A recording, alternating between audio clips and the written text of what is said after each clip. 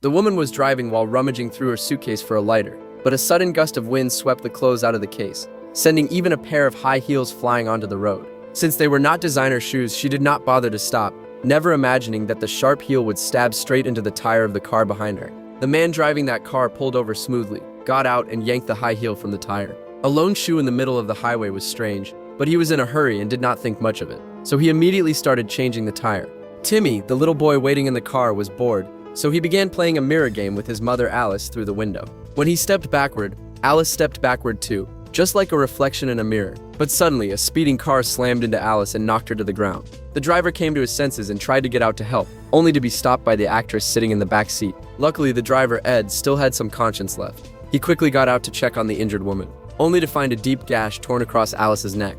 To keep her from bleeding out, Ed found a towel and told Alice's husband George to press it firmly against the wound. Then he turned to Caroline to borrow her phone and call an ambulance, but Caroline refused to open the door no matter what. Furious, Ed picked up a wrench and smashed the car window. After all, Caroline had made him look for something, which led to the crash, so she shared responsibility for it. But after grabbing the phone, Ed realized there was no signal at all, so they had to drive to a nearby motel and ask the owner to call an ambulance for them. Unexpectedly, the phone line had been knocked down earlier that day by a prostitute's car, so the call would not go through. Saving Alice mattered most, so Ed had no choice but to leave Caroline at the motel and drive toward the hospital for help. But halfway there, he ran into Paris, the prostitute whose car had broken down, and she told him the road ahead was flooded. Ed was desperate to save Alice, so he insisted on driving forward anyway. Before long, his car sank into a puddle and broke down completely. Just as Ed was at a loss, another car slowly drove toward them. Inside were a newlywed couple heading off on their honeymoon, so they had no interest in getting involved. But when the driver, Lou, saw Paris's attractive figure,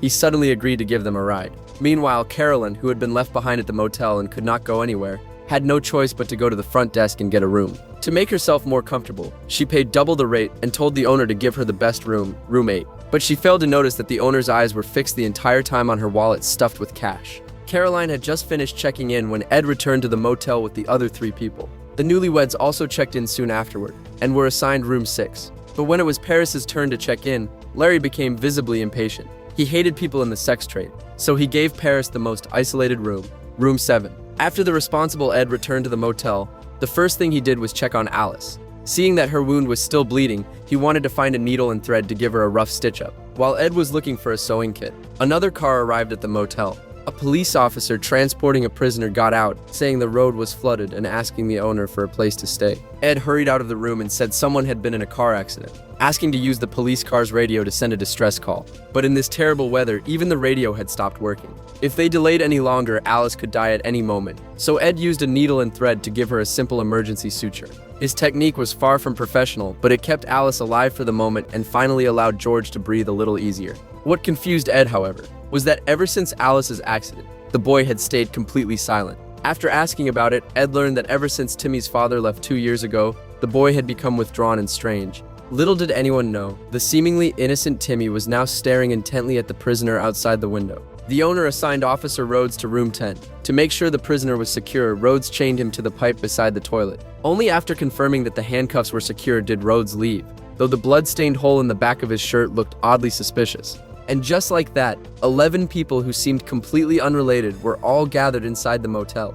A family of 3 from a blended family, the actress Caroline and her driver Ed, the newlyweds Lou and Ginny, the motel owner Larry, the prostitute Paris, and Officer Rhodes with the prisoner he was transporting. On this endless stormy night, they were about to experience a bizarre string of serial murders. Late at night, everyone returned to their own rooms to get some rest. Caroline was griping in front of the mirror in her room when her phone suddenly let out a beep, like it had caught a quick signal. Desperate to leave this awful place as soon as possible, she tore down the shower curtain, threw it over her head, and went outside to search for signal. But when she followed the signal into a secluded corner, a scream rang out, and Caroline vanished without a trace. Ed was awakened by the scream. Following the shower curtain hooks scattered across the ground, he made his way to the outside of the laundry room. He began checking the washing machines one by one, and when he reached the last machine, he found the actress's severed head inside. Moments later, the police officer and the motel owner heard the commotion and rushed over. Since a murder had happened here, the officer naturally had to investigate. But Ed quickly noticed that Rhodes was extremely unprofessional. He was about to touch the evidence with his bare hand, so Ed quickly handed him a strip of cloth. Rhodes immediately found the key to room 10, but Caroline had clearly been staying in room 8. The 3 of them instantly realized something was terribly wrong. When they rushed to room 10, they discovered that the prisoner had already escaped through the window. The news of the actress's murder threw everyone else into panic, each person terrified that they might be next. For safety, Ed gathered everyone in the largest room, room 3, and warned them not to leave.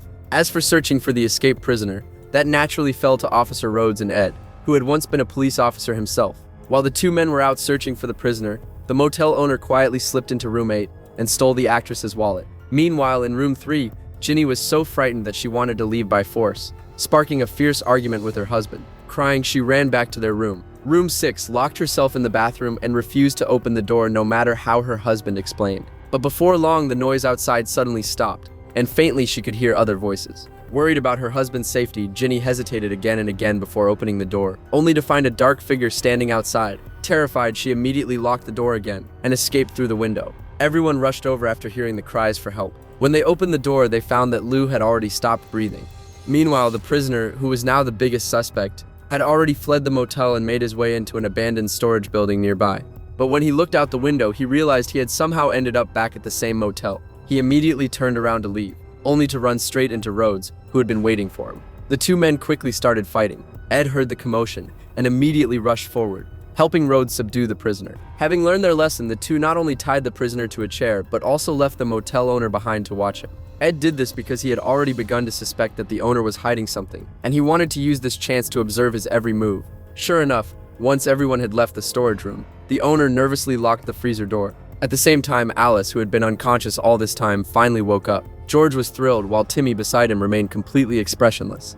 On the other side, seeing that Ginny had calmed down a little, Paris said she needed to go back to her room to get some things. She packed the money she had earned over the years into a bag and kept it with her. But as soon as she turned around, she bumped into Ed, who had come to take photos for evidence. The two then went to room 6 and began photographing the scene to preserve evidence. But suddenly, Ed felt there seemed to be something in Lou's hand. When he picked it up, he realized it was the key to room 9. Yet this was room 6. Because one nail was missing from the door number, the 6 had flipped and turned into a 9. Combined with the number 10 key tag found on the actress, Ed concluded that the killer was murdering people in countdown order. At that moment, the motel owner came out of the room across the way looking nervous, which made Ed suspect him even more.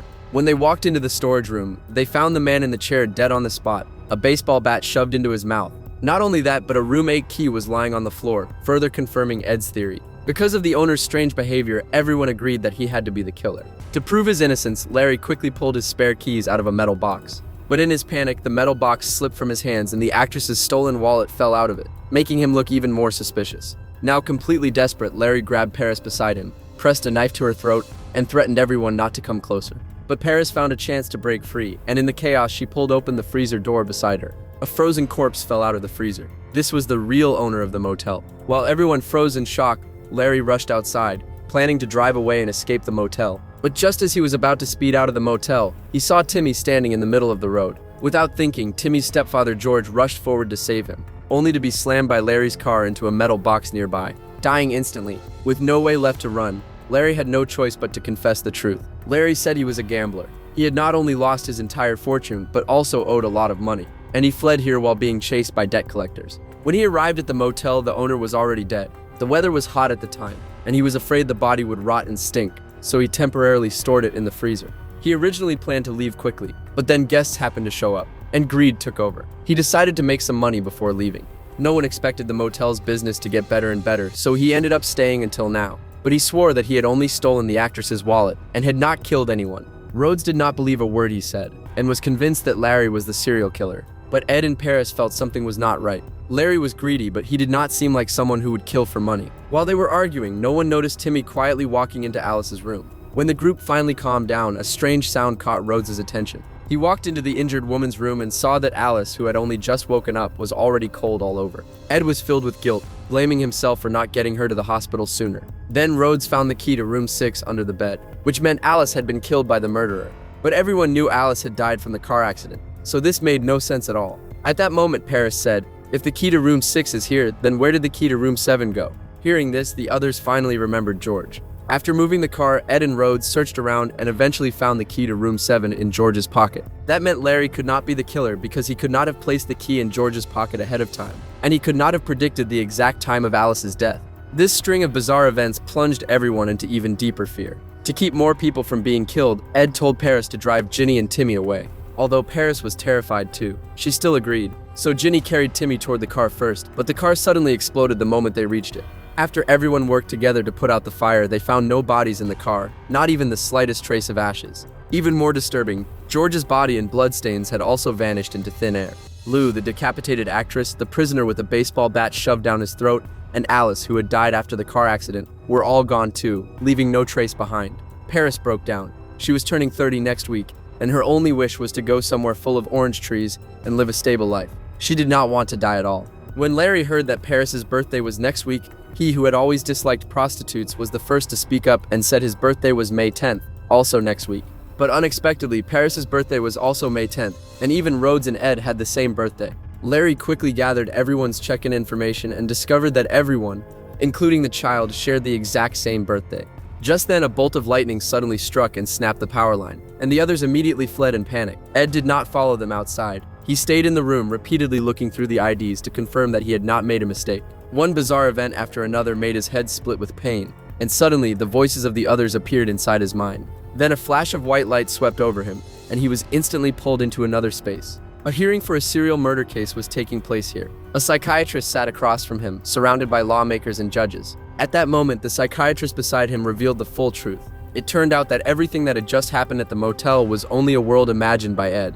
Ed's real name was Malcolm. His mother was a prostitute at a motor lodge. After his father left, his mother remarried an alcoholic. His stepfather beat young Malcolm for fun, while his mother ignored it. Years of abuse shattered Malcolm's mind and split him into multiple personalities. On his 18th birthday, the evil personality inside Malcolm awakened and murdered 6 innocent people in a row. But the doctor believed that it was Malcolm's evil personality that had killed them, while Malcolm himself was merely an innocent vessel. Under local law, if a person is unable to understand the criminal nature of his actions at the time of the crime, he does not have to bear criminal responsibility. The doctor forced Malcolm to imagine gathering his other personalities together. Although doing so could trigger violence, it could also reduce the number of personalities inside him. Then the doctor guided Ed back into the virtual world he had created, telling him to find and eliminate the evil personality inside him, so he could avoid the death penalty. Otherwise, the court would execute him in 19 hours, and his overwhelming will to survive forced Ed back to the motel. At this point, Rhodes and Larry were repairing the electrical box, while Paris wanted to drive away from the place. But after getting into the car, she discovered Rhodes's criminal file. He was not a real police officer at all, but a serious convicted felon on death row. The fake officer's real name was Robert. One day earlier, while the police were transporting the 2 men to their executions, Robert pulled out a hidden knife and stabbed the officer in the back through a small opening in the back seat. Then he put on the officer's uniform and pretended to continue transporting the other prisoner. So the small blood-stained hole in the back of Robert's shirt when he first arrived at the motel now made perfect sense. Paris also found the real officer's body in the trunk of the car. Terrified, Paris tried to tell Larry everything, but Robert saw her before she could. He blocked Paris's path and forced her to hand over the car keys, threatening to kill her if she refused. Luckily, Larry arrived just in time and knocked Robert unconscious with a fire extinguisher. Just when the 2 of them thought they were safe, Robert suddenly woke up and shot Larry dead. Paris ran for her life in terror, with Robert chasing close behind. With nowhere left to go, Paris hid inside a storage room. But this place was not completely safe.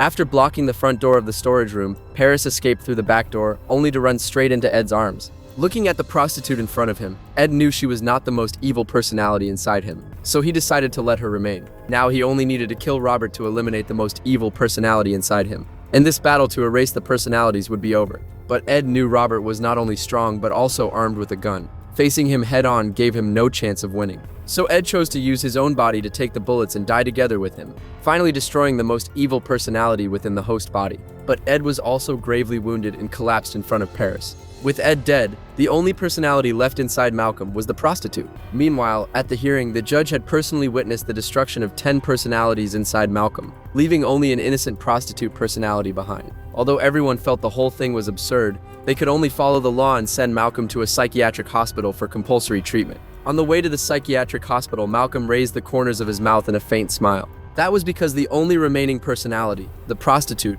had finally reached a countryside full of orange trees and was living the peaceful life she had always dreamed of. But one afternoon, as she loosened the soil under an orange tree with a hoe, she unexpectedly dug up the key to room 1. This was the final key tag in the countdown, and it was the one everyone had overlooked. Only then did the truth finally come fully to light. The most evil personality inside Malcolm was not Robert at all, but the quiet, seemingly harmless little boy Timmy. It turned out that every serial murder that had happened at the motel had been committed by Timmy. He looked innocent, but hidden inside him were the darkest and most evil thoughts. The abuse suffered in childhood never simply disappears. It takes root in the heart, grows in silence, and eventually mutates into something even more terrifying in adulthood. Timmy was the embodiment of Malcolm's childhood pain, the darkest and most indelible side of his mind. The psychiatrist had hoped to use this personality-clearing treatment to gain prestige in the medical field, but he failed to understand that treating violence with violence only feeds even greater violence, making the most evil personality even harder to detect. Director James Mangold uses a simple setting to build intense suspense. Through Malcolm's multiple personality tragedy, he exposes the complexity of human nature and the weight of trauma. The psychiatrist's self-serving treatment further highlights the cruelty of ignored trauma. This film is more than a mind-bending mystery. It asks a deeper question about human nature. Darkness is not born from nowhere, and unhealed wounds will strike back in unexpected ways. That is what allows Identity to rise above an ordinary suspense film and become a classic that endures across time.